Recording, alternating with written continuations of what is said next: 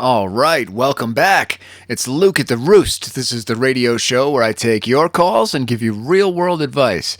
If you'd like to call in, the number is 208-439-5853. That's 208-439-LUKE. And we have a new feature to the show now. If you call in and we're not recording, you can leave a voicemail. And if your voicemail is funny enough, I will play it on the next episode. If we are recording and you call in, though, you'll be placed into a queue, and I can take your call, and we'll talk to you live on the air. Today is Sunday, February 15th. It's about 10:30, and our phones are already lighting up, as they usually are around now. And first up on the show, we have Phil. Phil, welcome to the show. What would you like to talk about tonight? Oh man, Luke. Thanks for taking my call.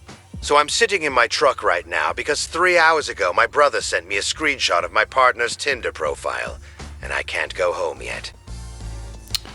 Oh, what was the screenshot? Was it a picture you're familiar with? Yeah, it's this photo from last month. We went up to Sedona, I paid for the whole trip, and Marcus bought this ridiculous cowboy hat at some tourist shop. We were laughing about it, like it was this inside joke between us. And now that's his Tinder photo. So what are you going to do? Do you have a Tinder profile as well? Are you going to match with him? Oh, Jesus, I haven't even thought about that. No, I don't have one.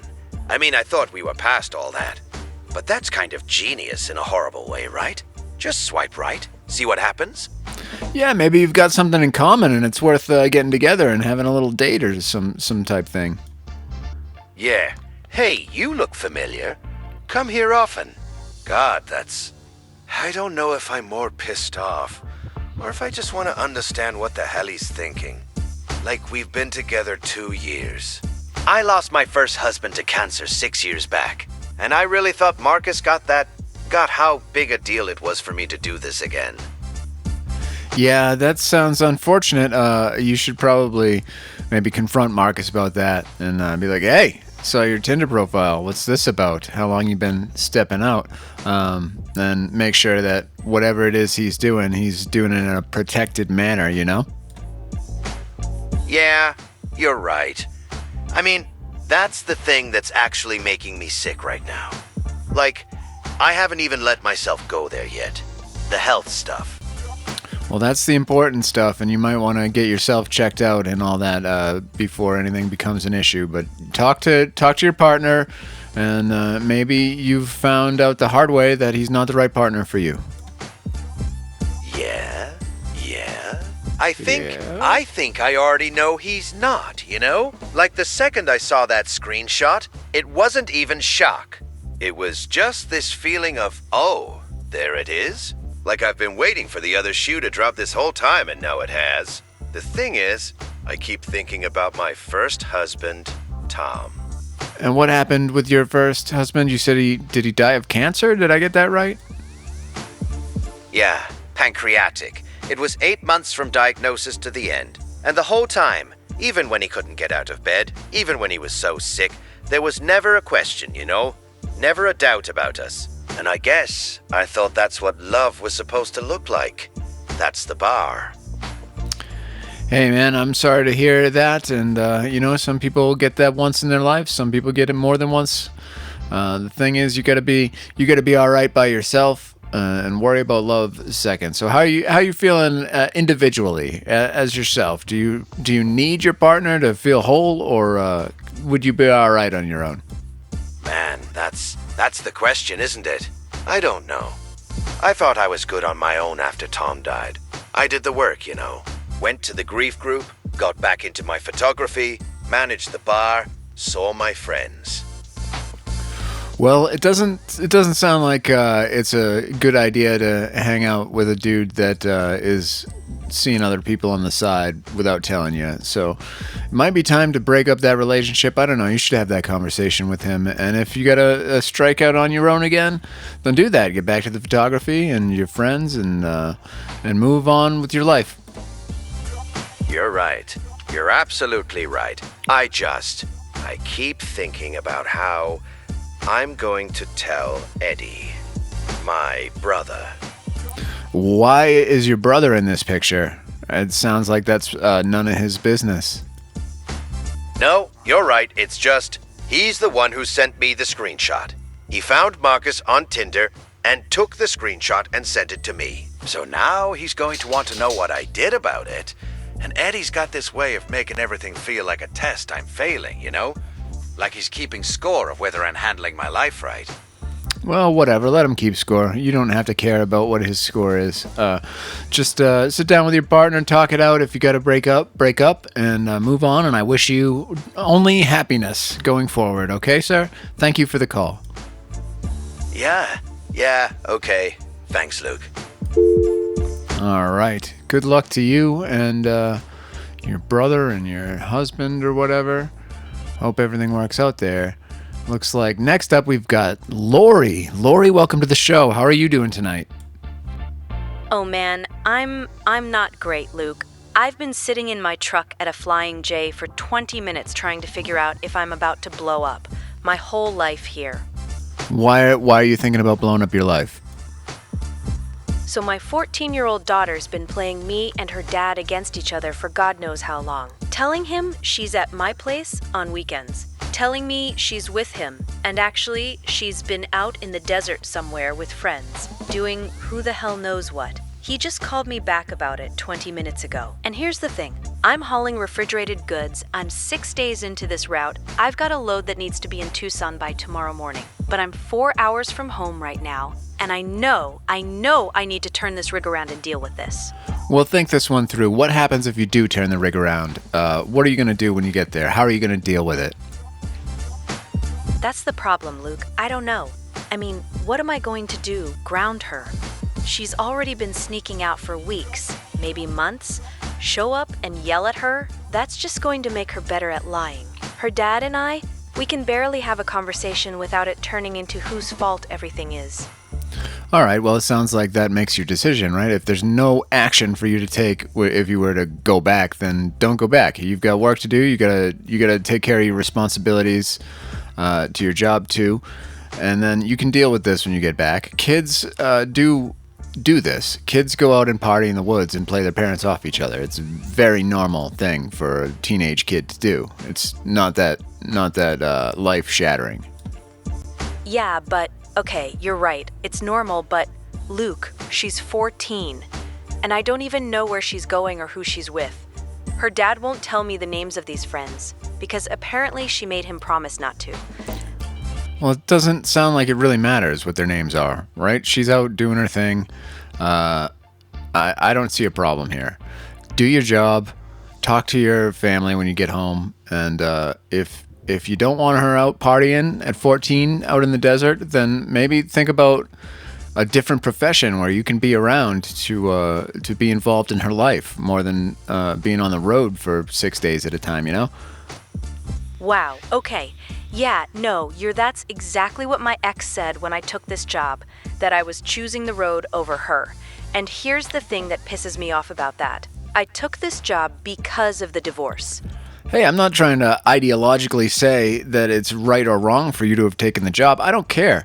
I'm just saying if you're a long-haul trucker and you're gone for weeks at a time, then you're not particularly invested in your teenage daughter's life, and you're only going to show up once in a while to scold her for doing something wrong and acting out because she's got no direction or guidance from a parent in her life. And that's not unusual. I'm not saying it's even wrong. I mean, you want her to be safe and you want to do this job, and both those things can happen, but you need to sit down with her and talk to her about safety, make sure that she's letting you know what's going on because you care. If you do care, if not, then you just want to be controlling and punish her for doing, stuff behind your back, which is, I don't think that's fair. No, you're right. God, I do care. I care so much it's making me sick right now sitting here. And you know what the worst part is? My dispatcher, Karen, has been so good to me since the divorce. She worked out this schedule where I could do shorter hauls, be home more often, and I still managed to screw it up. I don't know if you screwed it up or not, but the fact remains you're away from home a lot. Your daughter's home, and she's out doing stuff. If you're not going to be around, she's going to live her life, and that might not be in a way that you appreciate. But you're making that choice, and it could be the right choice or the wrong choice for you. But you've got to decide. You can't have it both ways. You're absolutely right. I can't. And sitting here trying to figure out if I blow this contract and turn around or keep going, I'm just avoiding the real decision, aren't I? The thing is, Luke, when I lost the house in the divorce, when everything fell apart, this job felt like the one thing I could actually control. Well, maybe it is. Maybe the job's a great thing for you and your family, and it's providing for you.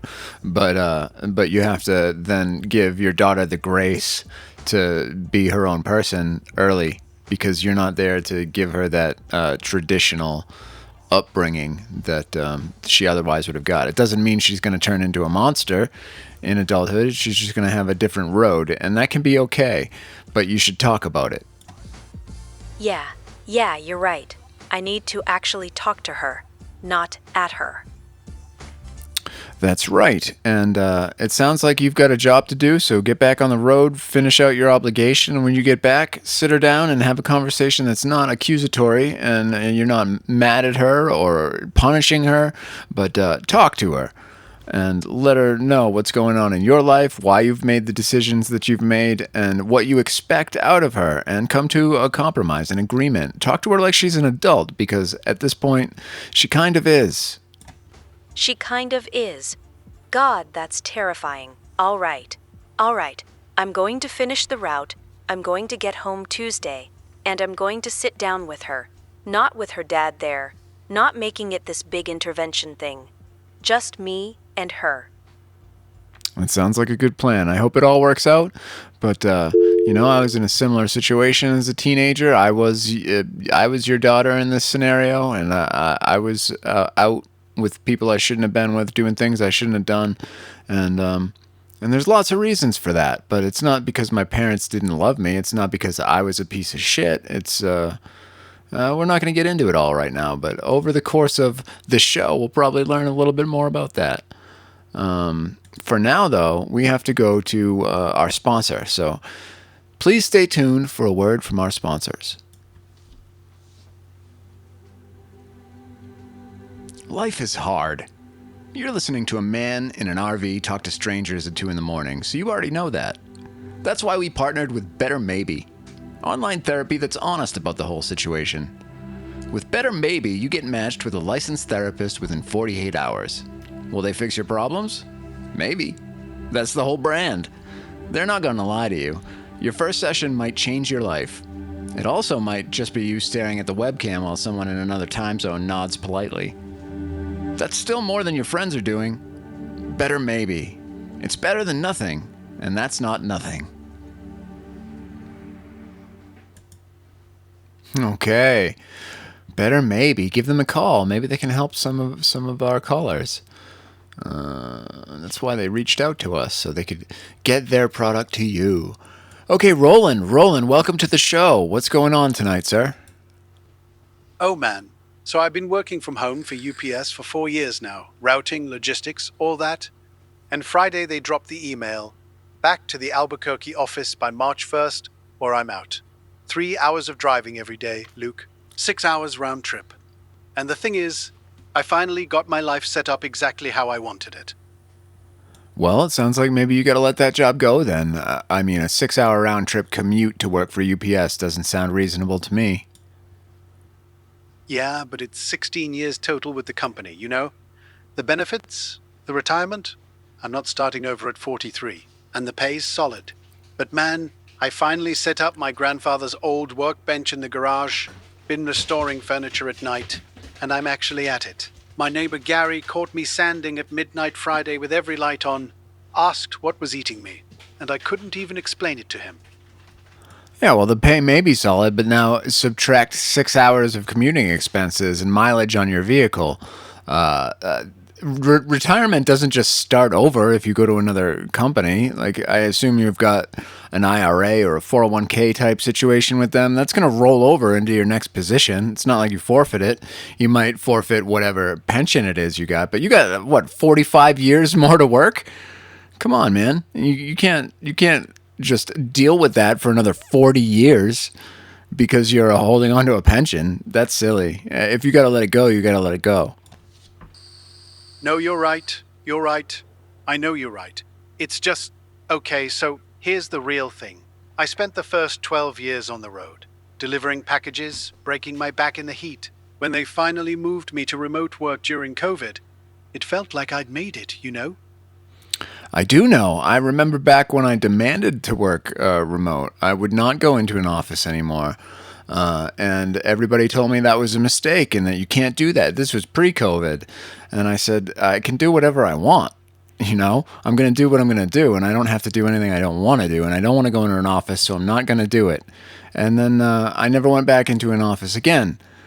You can absolutely do that. There's plenty of ways to make money. You don't have to work for UPS. You can start your own company. You can find another job that offers you remote work. You can, I don't know, play the stock market. There's plenty of ways that people make money without going into an office. And if you really don't want to go into an office, don't. You know what? You're making it sound simpler than it feels, but okay. I've been reading about these CEOs running remote-first companies. No plans to bring people back. And I keep thinking, why can't UPS figure this out? I've been more productive at home. Trained 6 new hires over Zoom last year. Never missed a deadline. But I think what's really getting me is... Well, before you get to that, I think a lot of companies and a lot of research has proven that people are generally very productive at home, and in a lot of cases more so than in office. But then it's hard for a company to justify having a huge real estate footprint full of offices they don't need for tax write-offs if people aren't filling those offices. So I'm pretty sure that's why a lot of these companies want the remote workers to come back, because it's hard to justify the real estate. And real estate is worth a lot of money, as I'm sure you know. Oh man, I never even thought about it like that. That's infuriating, actually. So they're making me drive 3 hours because they need to fill a building? Either because they need to fill a building, or even worse, for no reason at all, just because some executive decided that's how it should be. So he needs to exert control over the lives of everybody underneath him by telling them, you know, this is how it's going to be, or you're going to find a new job. So the thing that I've learned is that if you're good enough at your job, if they want you bad enough, they'll make those concessions. You know, they might say publicly that they won't, but they will absolutely make the concessions for the right people. So just work on being the right people, and you can get whatever you want. See, that's the thing though. I don't know if I'm that guy. I'm good at what I do, I know the routes better than anyone. I've got relationships with every rancher between here and the border. But am I the guy they can't lose? I don't know. And honestly, part of me doesn't even want to fight for it anymore. Well, it sounds like you've got a couple of options. You can quit your job and find another job. One of them where you're a driver, you know, and you have routes and you're on the road most of the time. You could start your own business from your own home or office building or wherever you want. Or you could deal with it and just do the commute for as long as you can until your car breaks and your soul is crushed and you've got nothing left to live for, and then you end up jumping out of a window. Those are your options. Jesus, Luke. I mean, yeah, okay. When you put it like that. The window thing's a little dark, but I get it. Here's what I haven't said yet. My wife doesn't know I'm thinking about quitting. Well, talk to your wife about it. Let her know you're thinking about quitting. There's more than one job out there. I mean, if one of them's... she's probably going to tell you the same thing. She doesn't want to lose another 6 hours a day with you. Come on. You'd think, right? But she's been so excited about me going back. Like... weirdly excited. She keeps talking about structure and getting back to normal, and I'm like, what are you talking about? This is normal now. We have dinner together. Well, that sounds like a whole different problem that you need to talk to your wife about, because why is she trying to get you out of the house? Oh God, I didn't want to go there, but yeah. That's been in the back of my head for weeks now. She's got this whole routine during the day, right? Yoga at 10, lunch with her book club on Thursdays, and I realized I don't actually know what she does the rest of the time. And when I've tried working from the kitchen instead of the garage office, she gets tense. Well, you've got a couple things going on right now. I suggest that you don't do this job thing because that's just an insane commute for anybody, and it's not sustainable.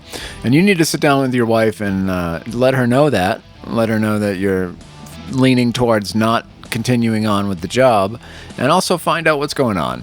Just say, hey, you've been acting weird. I feel that it's off, and I want to be on the same page. And when you get, whatever data that you need to mine from that, then assess it and make decisions. You're right. You're absolutely right. I've been avoiding both conversations because once I have them, things change, Right now, I can still pretend the job thing might work out. Pretend my wife's just used to having the house to herself. Well, maybe she is just used to it. I mean, it's nice to have a house to yourself. So maybe you smell bad. Maybe you annoy her. I don't know. You have to talk to her and find out why she wants the house to herself. Maybe there's something going on other than that. We don't know. We're not going to know until you talk to her. So, don't take the job. Talk to the wife and move on with your life. If you've got to make big changes, you've got to make big changes. That's the way she goes. Way of the road, bud. Yeah. Okay. I'll talk to her tomorrow. All right, good luck. I hope that all goes well. And I'm sure you'll find a new job. They're not that hard to find. Unless, of course, you're looking for something very specific and for a lot of money. Okay, let's see. What do we got? Let's go to Terry. Terry, welcome to the show. What's got you calling in? Oh man, Luke. So my best friend since 3rd grade just told me she's been sleeping with my ex-husband since literally the week our divorce was finalized. Like, Michelle was 80 my wedding. She helped me move my stuff out of the house 6 months ago.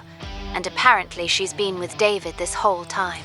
And when I got upset about it tonight, because yeah, I'm upset, she hit me with, "It's been 6 months, you should be over it."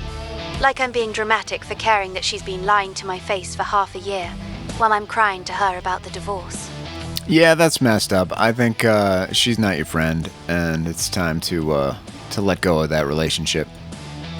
I mean, yeah, you're right. I know you're right. But Luke, 30 years. 30 years. We learned to drive together. We got matching tattoos when we turned 20. One, stupid little stars on our ankles. Her mom was like my second mom growing up. And it's not even just about David, No, I don't know, but the whole David thing tells me that this chick needs to go. She doesn't care about you. Whether you've known her for 30 years or 300 years, fuck this chick. You're not wrong. God, you're not wrong. It's just... Okay, so here's the thing that's really messing with me. I'm sitting here in my uncle's laundromat at 11 o'clock on a Sunday night with a warm beer, and I'm realizing I'm more hurt about Michelle than I ever was about David. Like, the divorce sucked, but I saw that coming for a while, We'd been going through the motions for like 2 years. Yeah, that's a hard thing, I understand. And, you've got that much history with somebody. It sucks to lose it, but it sounds like it's not you that has made this decision. And this person isn't somebody that's got your back that you can trust. So if you thought you had a great friend, maybe you did it once, but people change, and it sounds like she changed. And maybe someday she'll change again, but for now, let that chick go. She sucks. Yeah, she does suck. You know what the worst part is? I called her first when I found out David was seeing someone. Like 2 weeks ago, I saw his truck at the Applebee's with some woman, and I was all worked up about it. Called Michelle literally crying in the parking lot, and she was like, "Oh, honey, you got to let him go. He's moved on." The whole time knowing it was her. That's sociopath behavior, right? It sure is, and it's not what you would expect out of a friend of 30 years. So my advice to you is just stop talking to that chick. Let her go. Let her have the dude, and move on with your life. You're right. I know you're right. It's just... God. It's pathetic, but I'm sitting here thinking about who I'm going to call now when stuff goes wrong. Like she was that person. Well, it sounds like you're going to call Luke at the Roost, the call-in radio show where we help you out with your real-world problems. Ha. Yeah, well, you're doing better than she did tonight. That's for sure. Okay. Real talk, though. Am I crazy for still being hurt about David? No, you're not crazy. You're hurt when you're hurt, and you've got good reason to be hurt here, and you've got some grief going on, and it's big life changes, and there's lots of reasons to be hurt, but you don't have to continue to stay that way if you don't want to. You can decide to not be hurt and move on, and I think that's what you need to do. It's easier said than done, but it can be done. So just every day, wake up and be grateful to be here and say, hey, I don't have the life that I had yesterday, but I've got the life that I have today, and it can still be pretty fucking cool. You know what? You're right. And honestly, and this is going to sound terrible, but I think I've been more hung up on the idea of David than actual David for a while now. Like we got married at 23, Luke. 23. Yep, that happens. That is young, and it explains a lot. So, I wish you the best of luck. We're going to move on the show now, unless you have some other point to bring up. I'll give you one more chance to respond. But otherwise, I'm going to say, let go of the chick, let go of the dude, move on with your life, and everything's going to be fine. No, you're good. I appreciate you letting me vent. And hey, I heard Roland earlier, the UPS guy. Yeah, what about him? You got a job for Roland? No, but his wife definitely sucks too. That whole thing about her wanting him out of the house? Come on, that man needs to check the credit card statements. That is absolutely true. I didn't want to say that to him at the time, but he absolutely should check the credit card statements and maybe the little internal camera that he's got in the fucking teddy bear in the wall or whatever. Now, folks, you know what? Actually, she's already gone, but Terry, that was the smartest thing you said that whole call. All right, now it's time for a word from our sponsors.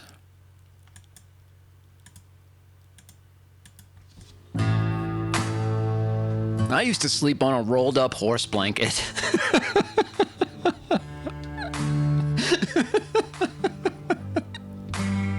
I'm not...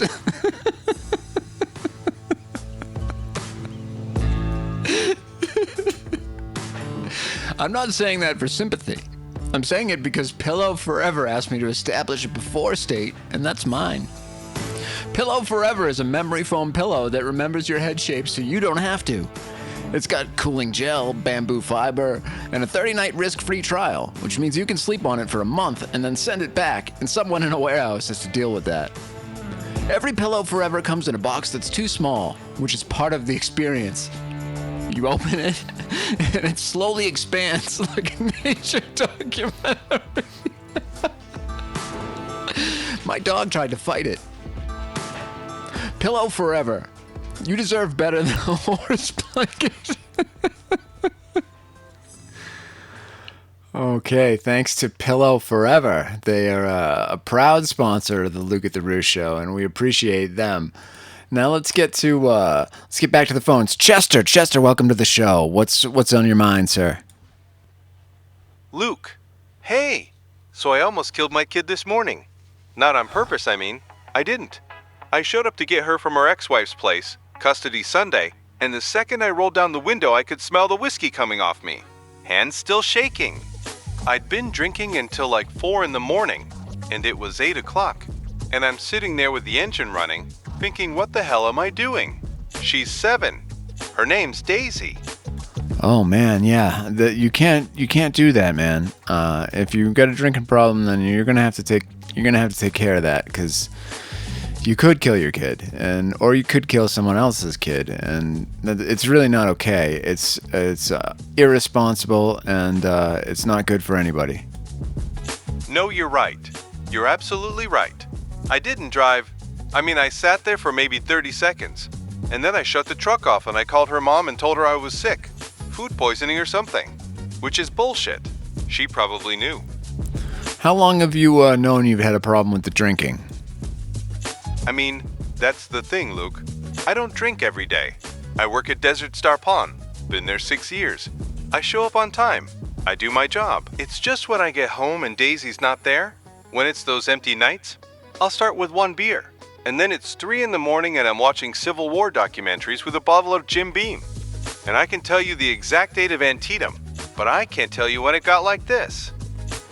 Well, are you tired of it yet? Or it sounds like maybe this is a moment of clarity where you're recognizing the situation and thinking about taking accountability for it. Is that true? Yeah, I think. Yeah. I mean, my dad, Big Jim, he ran cattle for 40 years. Never missed a day. Never touched the stuff. Well, they have support group meetings that can help you out in these situations. You can go to after work. Lots of cool people there that are trying to live sober, not pick up the drink, and end up in situations like you're finding yourself in now. It is possible. You don't have to get drunk by yourself at night watching Civil War documentaries. You can just watch the Civil War documentary without the getting drunk bit. And then when you get up in the morning and pick up your kid, you're not going to be drunk.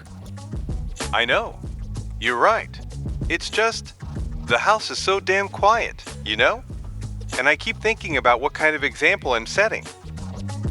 Well, it's good that you figure it out now when you're at a spot where you can still do something about it. And what I recommend is when you get home, next time you get home, do something else. Instead of cracking that beer, just do anything else. You could play a video game, or you could go for a walk, or you could read or play on the internet. Whatever it is, just break that habit of having that first beer. Because if you don't pick up the first one, you're not going to end up drunk. Isn't it funny how that works? If you don't pick up the first one, you're not going to end up drunk. Yeah, that makes sense. I heard Lori earlier, the trucker lady with the daughter sneaking out. And I kept thinking at least she's got a reason she's not around, you know? No, what do you mean by that? I mean, she's working, she's on the road providing for her kid. Me, I'm home and Daisy's at her mom's. And I'm choosing to sit there with a bottle instead of, I don't know, calling her, reading her a bedtime story over the phone. Something. Well, yeah, and, sometimes you just have to say that to a radio host at midnight to hear yourself say it. So hopefully you can snap out of your situation. Don't pick up the beer next time, and instead call your daughter and read her a story. You're right. I got this book about Gettysburg I was going to show her. She's been asking about it because we drove through Pennsylvania last summer, and she saw the signs. Smart kid. Smarter than me, that's for sure.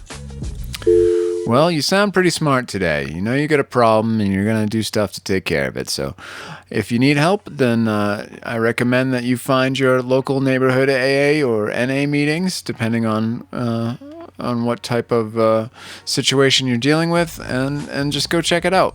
And have an open mind, and maybe you find a new way of life. Okay, Dolores, welcome to the radio show. How can we help? Hey Luke, yeah, so, okay, I got recognized today at an open house and I kind of panicked, and now I'm sitting in a Circle K parking lot feeling like a complete idiot. Well, all of us get recognized several times a day, so what is it about this particular recognition that's got you up in arms? Because I've been going to open houses every weekend for like 8 months and I'm not actually buying anything. This realtor, Patricia, she remembered me from a showing last spring and she just asked me straight up, "Are you actually planning to buy a house?" And I froze. I told her my financing fell through, but that's not even true because I've never applied for a loan in the first place. Okay, well, you're starting to sound a little bit on the insane, crazy spectrum. I'm not really sure how to handle this one. It's a bit strange for you to be going to the open houses with no intention of buying. It's dishonest and it's wrong.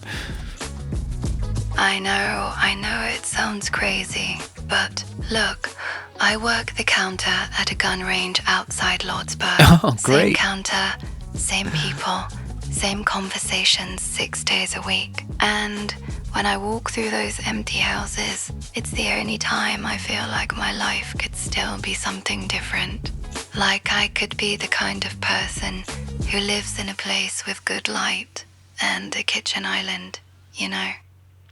Sure, you could. You could absolutely. I mean, that's difficult to do, but you can take steps to work towards that for sure. You're probably not going to end up very far ahead, no matter what you do in Lordsburg, New Mexico. But if you were to move to someplace, I don't want to say more affordable, but with more opportunity, then you would have more opportunity to make more money to get the nicer place if that's really what you want. I mean, yeah, but it's not just about actually getting the house, that's what I'm trying to say. It's when I'm walking through those rooms, I can pretend for like an hour that I'm somebody else. Somebody who's got their shit together enough to be house shopping. The realtors treat me nice. They ask what I do, and I can just be in that for a minute. My friend Tammy from church, she's the only one who knows I do this. And even she thinks it's weird. But at least she gets that it's not about the actual house. Okay, I hear what you're saying, and honestly, it is weird. I kind of respect what you're doing there in a weird way, but also recognize that the people that are running those open houses are a business, and if you're just going to an open house that's already happening anyway and eating a cookie and leaving, then that's no big deal. But if they're like setting up showings for you and going out of their way to provide service to you, that's different. And in that you'd be taking advantage of them. There are other ways that you can live out this fantasy, I think. Not that I think it's all that bad what you're doing, honestly. It doesn't sound like you're really hurting anybody, but have you ever thought about improv or stand-up or theater or Dungeons and Dragons or any sort of role-playing type activity? No, I haven't, but... Okay, here's the thing. It's not really role-playing. It's more like trying on a version of myself that could have happened if things went different. Like today, I was in this foreclosed ranch house in Silver City. 3 bedrooms, these big windows in the living room. And I'm standing there thinking about what it would be like to wake up there on a Sunday morning instead of driving back to my apartment above the Dairy Queen in Lordsburg.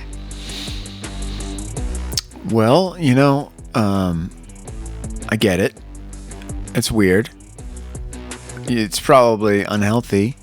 And a better way to focus your energy might be to use that time to expand your opportunities, because you're talking about what could have happened if things went different, but you're not talking about what you can do to make things go differently in the future. And I think that you should. If that's the type of life you want, or if you're not happy in the life that you're in, you should be taking steps to change the life that you're in, which you can absolutely do. Anybody can. It's just hard. But anything worth doing is hard. So if that's what you want, then you need to take action to make something happen to put you in that direction. I'm not saying you're going to suddenly be able to buy your dream house in a month, but you're never going to be able to buy the dream house if you don't even try. You're right. God, you're right. And I hate that. I've been doing this for 6 years, Luke. 6 years at the same job, same routine. And every weekend, I'm out there pretending instead of actually doing anything. I heard that caller earlier, Terry, talking about her friend sleeping with her ex, and you told her to just cut them off and move forward. And I was sitting here thinking you went too easy on her, but you're not going easy on me, and I needed that. Well, I'm not here to go easy on people. I'm not here to be hard on people either. I'm just here to give you the best advice I can give you based on my own experience and perspective. It's worth nothing, and I'm probably not the person you should be listening to about anything. But since you are, that is my advice, and I'm standing by it. If you want to change your life, change your life. Don't just pretend you're in a different life or pretend you're not able to change your life. Just fucking suck it up and change your life. Yeah, okay. I'm sitting in a Circle K parking lot right now, and I've got my laptop in the truck. I'm going to go home, and I'm going to actually look at what it would take. Not just scroll through Zillow like I'm shopping, but actually figure out what I'd need to save, or if I need to move somewhere else, or get a different job. Correct answer. Well done, and thank you for calling. That was a great call, Dolores, and I wish you the best. Whatever you decide, if you want to be a homeowner, I hope that happens for you, and I know you can do it. Okay. Next up on the radio show, we have Marvin. Marvin, thanks for calling in. What's happening tonight? Hey, Luke. Yeah, thanks for taking the call. So I got home from my shift tonight, and there's this cardboard box sitting on my porch. No note, nothing. And it's full of stuff from my dad's house. Stuff I haven't seen since he died 11 years ago. His bolo tie, this pocket knife I thought I lost senior year, photos of my uncle's old place. What's a bolo tie? Oh, it's that Western tie thing. You know, the braided leather cord with the silver clasp that slides up and down. My dad wore one to every wedding, every funeral, every time he needed to look respectable. His had this turquoise stone in the middle, real heavy. Okay, well that's cool. Somebody dropped off some of your dead dad's belongings, and what are they bringing up inside? Are they bringing up memories? Has this got you upset? Are you concerned? Like, what feeling is this bringing up inside of you? I mean, yeah, memories. But more than that, I'm sitting here like, who the hell had this stuff?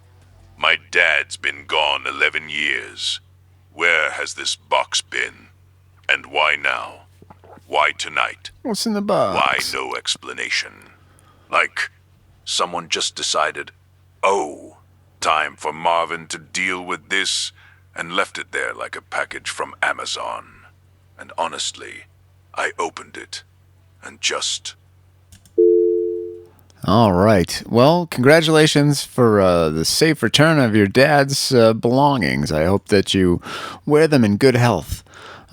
Next on the radio show. Oh, Luke, you almost. Come on. I'm a fucking amateur here.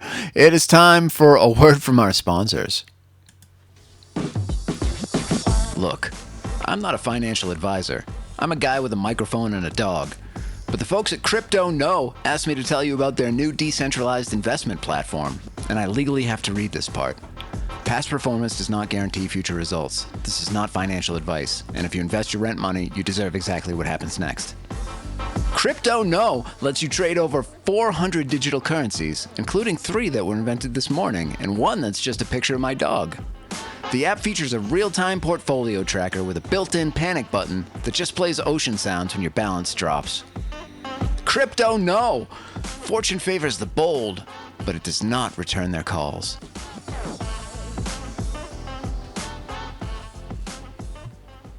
Okay, thanks to Crypto Know for sponsoring the show today. I think we're probably running a little bit late. These have been some decent calls. They're going a little long, so I'm just going to take one more for tonight's show. And next up to the line, we have Francine. Francine, you're going to be our last caller of the night. What's on your mind? Luke, I just hit a deer on the 11 and it's still alive and I don't know what the hell I'm supposed to do about it. No. I've been sitting here with my hazards on for like 20 minutes, it's looking at me. One of its legs is completely shattered. It's on the shoulder. And I can't tell if I'm supposed to call someone or if I'm supposed to, I don't know, put it out of its misery myself? Which I don't even know how I do that. I'm a nurse. I work on people, not... My ex would have known. He grew up out here, hunted with his dad. He would have just handled it. Yeah, that sounds like a less than ideal situation. I would call the police first, call 911, and let them know that there's been an accident and there's an animal, I assume, still in the road. If you have a gun, then I think you know what you have to do. If you don't have a gun, I'd probably refrain from doing anything hasty with like a tire iron or a rock. No, I don't have a gun. It's off the road, it's on the shoulder, so nobody's going to hit it. Okay, I'll call. I didn't know if this was even a 911 thing or if there was like animal control or something, but out here at midnight on a Sunday, I guess there's not exactly a whole directory of options. The stupid thing is, I've been driving the same loop between Deming and Las Cruces for 6 months now, 3 different clinics, and this is the first time I've hit anything. Well, you know what I always say, 911 was an inside job. So I don't actually know who you're supposed to call in this situation. I would call 911 and ask them, and they'll let you know, or send out animal control or whoever comes out of the sheriff's office. Who knows out here, especially. But, you know, it happens. There's wild animals out here. They run on the road. Sometimes we hit them. It's probably not your fault unless you were playing with your phone, and in which case it was your fault. And just do the best you can do. It's unfortunate the animal's suffering right now, but if you don't have a way to humanely end that, then you gotta just get somebody out there as soon as you can. I wasn't on my phone. I was just tired. Just came off a double. Wasn't paying attention like I should have been. You're right, though. I'll call. All right. Well, get off the line with me and get on the line with 911. And that is the conclusion of our show for tonight. Thanks everybody for tuning in, and we'll talk to you again tomorrow.